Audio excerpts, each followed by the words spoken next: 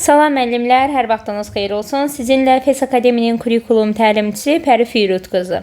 Bildiyiniz kimi artıq bir neçə həftədir ki, mən təkrar sertifikasiya mərhələsinə hazırlaşan müəllimlərə dəstək məqsədi ilə ödənişsiz şəkildə sınaqlar paylaşıram və növbəti paylaşacağım sınaq 4-cü qarışıq ümumi sınaqlar olacaqdır və sizə əgər bu video faydalı olursa kanala abunə olmağı, eyni zamanda da ödənişsiz şəkildə olduğundan öz həmkarlarınızla da bunu paylaşa bilərsiniz.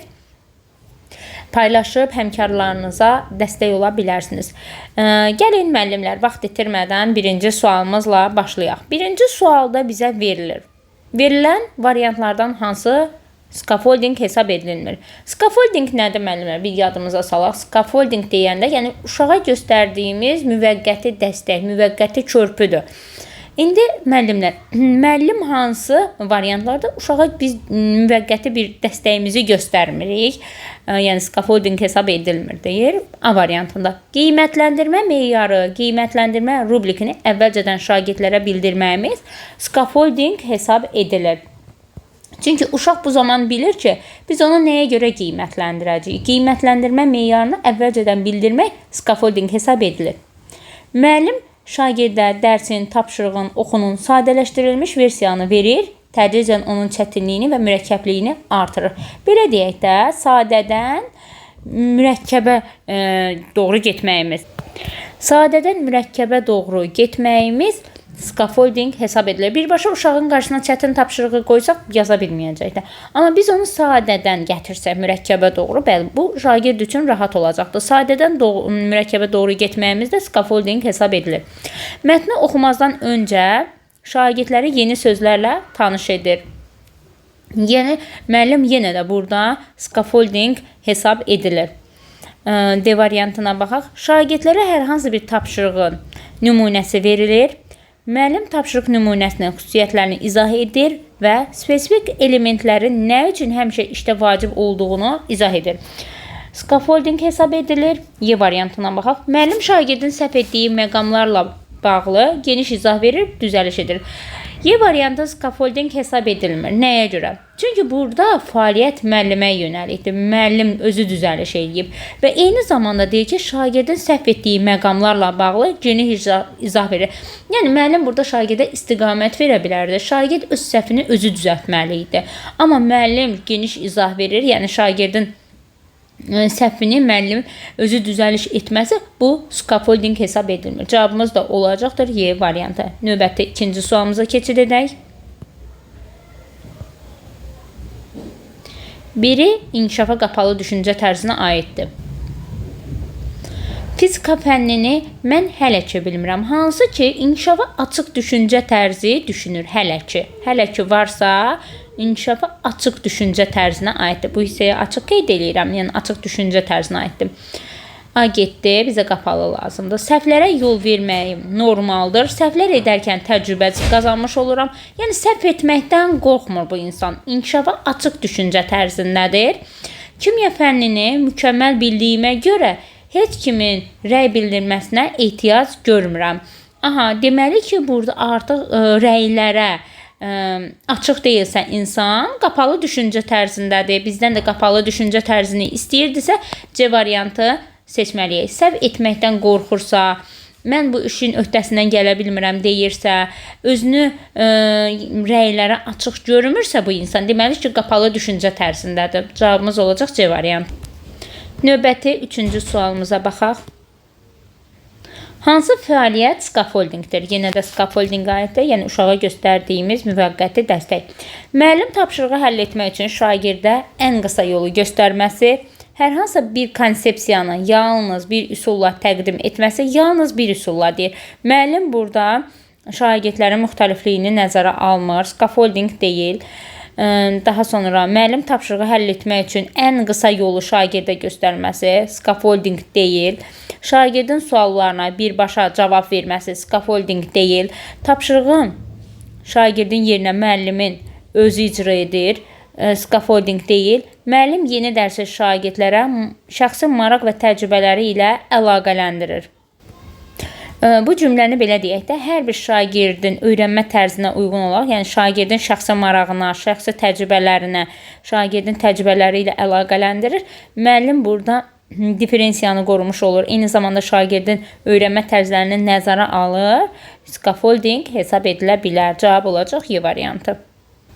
Keçid edək növbəti 4-cü suala.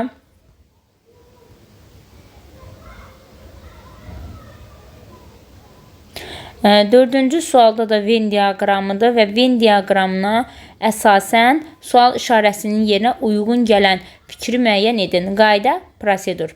Baxaq görə hansı qaydadır, hansı prosedurdur. Dərsə gecikən zaman sinifdə istifadə olunan tətbiqi məqsədə uyğundur. Dərsə gecikən zaman tətbiqi məqsədə uyğundursa, bu prosedur olacaqdır. Əlavə materiallar lazım olanda tətbiqi məqsədə uyğundur, prosedura aiddir. Sayı 3-5 arası saxlanılmaq ən optimal seçimdir, qaydaya aiddir. Tətbiq edərkən şagirdlərin də tərtibatda iştirak etməsi tövsiyə olunur. Qaydalar. Qaydaları biz qoyarkən mütləq şəkildə şagirdlər də orada iştirak etməlidirlər. Əməl etməklərindən və ya pozmaqlarından asılı olmayaraq mükafatlanır və ya cəza alırlar. Təbii ki, bu da qaydaya aiddir. Qaydaya uşaq riayət edərsə, sonda mükafat, qaydanı pozarsa, sonda cəza alacaqlarını uşaqlar bilirlər. Bir də C, D, Y, 2-də isə A, B. Elə sualımızın cavabı A variantında özünü göstərir. Cavab olacaq 4-cü sualda A variantı. Keçid edək növbəti sualımıza. İş üsullarından hansı doğru verilibdir? Doğru veriləni istəyir. Söz analizi aparmaq, söz ehtiyatı yaratmaq üçün istifadə edilən iş üsuludur. Bu, Freyer modelinə uyğundur. Amma bizə verir anlayışın çıxarılması. Deməli ki, bu uyğun deyil, doğru deyil. Birgə öyrənməni, yoldaş qiymətləndirilməsini təmin edir. Karusel, amma bizə verir klaster. Doğru götürə bilmərik. Şagirdlərin bir mövzu, hadisə, xüsusiyyət haqqında mövcud olan biliyini aktivləşdirir. Biliyini aktivləşdirirsə klaster ola bilər, amma bizə verir karusel, yanlışdır.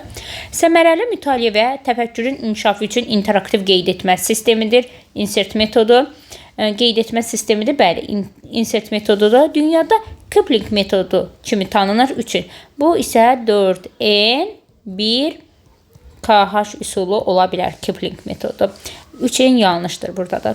Doğru olan D variantıdır. 5-ci sualda D variantı. Baxaq növbəti suala. Cədvələ əsasən uyğunluğu müəyyən edin. Uyğunluq dediyinə görə doğrudan doğru, yanlışdan yanlışı seçirik. Auditoriya qarşısında sərbəst çıxış etməyə, inandırma və təqdim etmə bacarığı debata aiddir, doğrudur. Düşüncələrini sinif ilə bölüşmə imkanı verən, dərs zamanı hərəkət edə bilmək imkanı verən əyləncəli bir üsuldur. Sinif küncləri, doğrudur.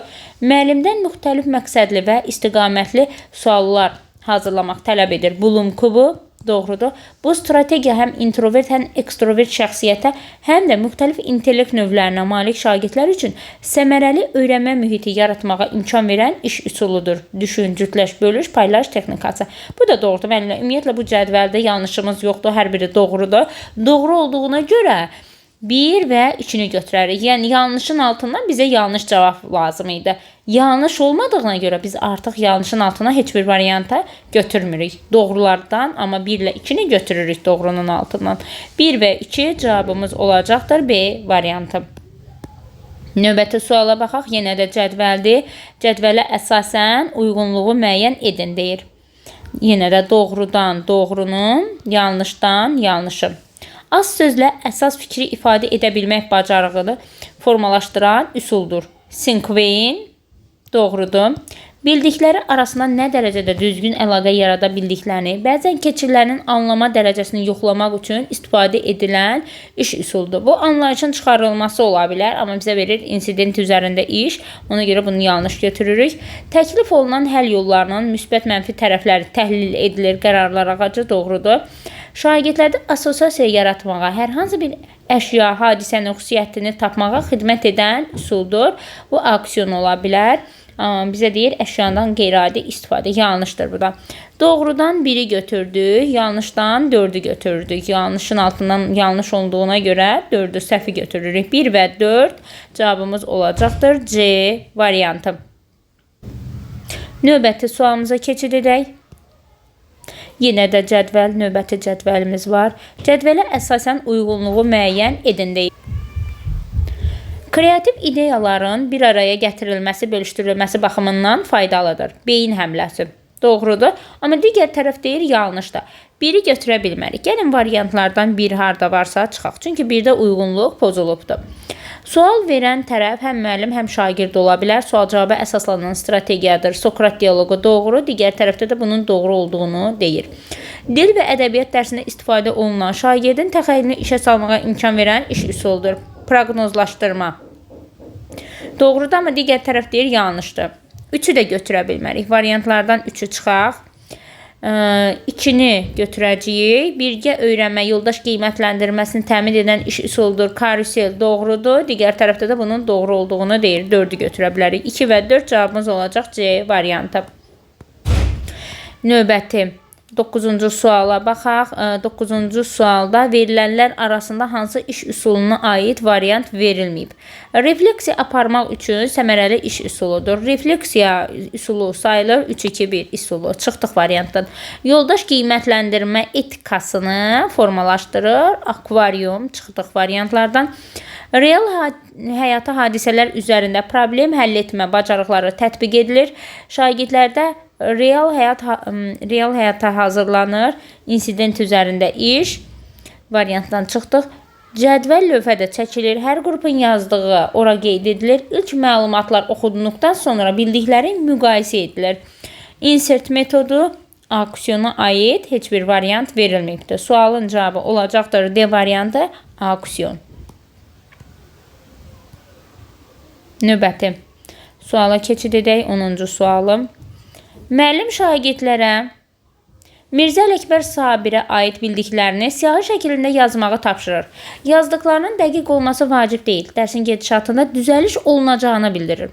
Sonra şagirdlərə mətn paylanılır. Əvvəlcədən təqdim etdiyi qeyd etmə sistemindən istifadə edərək oxumağı tapşırır. Şagirdlərə təqdim olunan qeyd etmə sisteminin əks olunduğu cədvəldə öz qeydlərini yazırlar. İlk məlumatla mətni oxuduqdan sonra əldə etdiyi məlumat müzakirə və müqayisə edilir. Söhbət hansı iş üsulundan gedir? Əlbəttə ki, müəllimlər, qeyd etmə sistemi varsa burada açar sözümüz. Qeyd etmə sistemi insert metodundan gedir və cavabımız olacaqdır Y variantı. Demək olar ki, müəllimlər 10 sualın izahına baxdıq. İnşallah ki, bu sizlərə faydalıdır. Yəni mən həftə ərzində 30 sınaq paylaşıram və 30 sınağı da sizlərə dəstək məqsədi ilə edirəm ki, təkrar sertifikasiyada hər bir müəllim uğur qazansın. İnşallah ki, bunun da sonunda faydasını görərsiniz. Əgər sizə bu faydalıdırsa, mənə dəstək məqsədi ilə siz də kanala abunə olun. Eyni zamanda da həmkarlarınızla bölüşməyi unutmayın. Rəy bölməsində isə neçə düz, neçə səhviniz var və fikirlərinizi yazmağı unutmayın. Sağ olun, salamat qalın.